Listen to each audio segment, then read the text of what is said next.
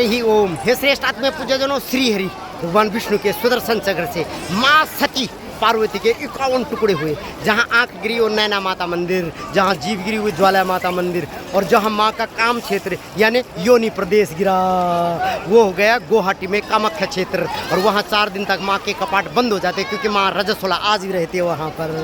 लेकिन संस्कृत में एक शब्द है जिसको माया बोलते हैं, और माया माने लक्ष्मी होता है, और माया का शुद्ध रूपांतर देवनागरी लिपि में होता है गर्भाशय। तो माँ का उधर जहाँ संतान का जन्म होता है वो माँ का गर्भाशय सुदर्शन चक्र से और वायु रूप में यहाँ गिरा था।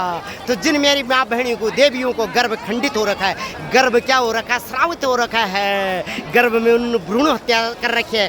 कंस से भी ज़्यादा महाकंस बने। कंस तो पहले बाहर आने देता था बच्चों को, तब उनकी हत्या करता था, लेकिन जिन्होंने महाकंस बन के गर्भ में बच्चों की हत्या कर दी और अब उनका गर्भ खराब हो गया, अथवा किसी ने तंत्र मंत्र बल के गर्भ को बांध दिया है, जो भी गर्भजनित दोष है, जब वो यहाँ पर आ जाते हैं और नाभि पर्यंत जल में। क्यों बोले पंडित जी नाभि पर्यंत क्यों? क्योंकि आज भी यहाँ से ऊपर सिर में सतयुग, छाती में त्रेता और नाभि में द्वापर, और नाभि से नीचे काल का काम का क्षेत्र होता है ना, तो ये माता का वहाँ गिरा। तो नाभि पर्यंत जल में खड़ा होना और अपने त्रिदेवों के नाम से और त्रिपितरों के नाम से 3 पीढ़ियों, क्योंकि हमारा पितरों से 3 पीढ़ियों का संबंध होता है। 3 डुबकी मान्य है कि हे पितरों अथवा हे माता आप सबका कल्याण करती है। चाहे गाय का बच्चा है, माता चाट चाट के शुद्ध कर देती है, और आपका ही बच्चा है, अगर वो बोलते हैं मेरी माँ मेरे पिताजी, तो चाहे कितने भी महापापी हो, माता पिता उसको गलती दे करके क्या कर देते हैं, गलती दूर करके उसको शुद्ध कर देते हैं, और उसको जादू की लप्पी सप्पी जप्पी दे देते हैं, अथवा उसको क्या कर देते हैं, अपना देते हैं। तो जैसे आप यहाँ पर माँ से क्षमा याचना मांगते हैं कि माता हमसे ज्ञात अज्ञात अथवा जानबूझकर गलती से हो गया,